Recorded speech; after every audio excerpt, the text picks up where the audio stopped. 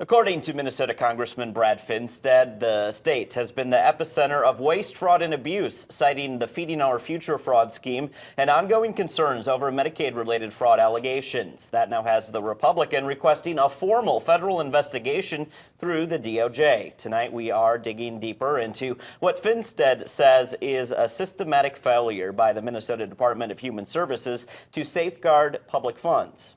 In his request this week addressed to Attorney General Pam Bondi and HHS Secretary Robert F. Kennedy Jr., Finstad wrote, quote, "I believe the only credible path forward is a thorough independent investigation led by the U.S. Department of Justice. Federal oversight is critical to restoring public trust, protecting taxpayer dollars, and ensuring that Medicaid funds are used for their intended purpose, serving vulnerable Minnesotans." End quote. Now, this comes on the heels of an affidavit unsealed last week in U.S. District Court. The 93-page document alleges what federal authorities describe a massive scheme to defraud a Medicaid-funded housing program designed to help seniors and people with disabilities find a place to live. It's called the Housing Stabilization Services Program.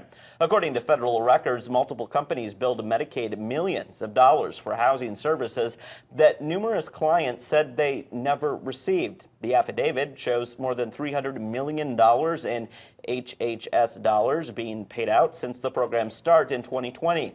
The state's original estimates put the program's total annual payouts at $2.6 million.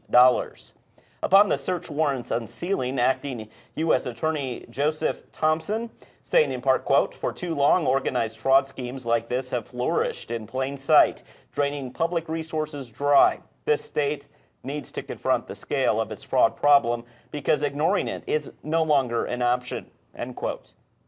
At this time, no charges have been filed pertaining to the Medicaid-related fraud allegations. KTDC reaching out to the governor's office for comment on Finstad's request for the federal investigation.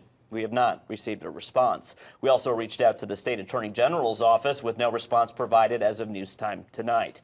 Earlier this week, as we reported, a group of state GOP lawmakers requested a federal audit of the state's Department of Human Services. In addition, Finstad joined the state's three other Republican Congress members, sending a letter this week to Governor Tim Walz asking him for an explanation into the Medicaid-related fraud accusations.